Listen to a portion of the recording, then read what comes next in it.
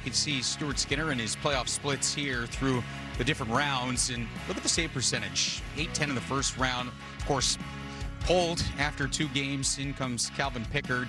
He goes 6-0. Skinner gets his net back, and he was tremendous. 944 save percentage, 924 save percentage, and then the clunker here in game number 3, and that save percentage Schneid's dropping down to 866. Skinner pulled early in the third period in this one. The biggest question out there, will we see him at the start of game number 4? What do you think?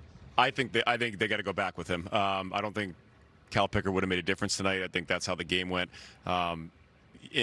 I don't love it, but you can't ignore his numbers in games 4 through 7 in his career. Whether that carries over year to year, series to series, they speak for themselves. So, but the problem, Johnny, that we talked about is there's not a lot of time left. You can't really say, well, we hope he has a good game, because if you're down early in game 4, that could be the series. So I think they do stick with him. He took ownership tonight, but sometimes, as we said too, you got to save perfect shots. You got to be a few inches out, make a save on a perfect shot, keep your team in the game, and he wasn't able to do that tonight. But I think you got to go back with him in game 4, in my opinion. I think it's a conversation they will have. Yes. I think it's one they have to consider, given that Pickard was 6-0 in his 6 starts that he was able to play to get them advancing through round 1 and into round 2. Rupper,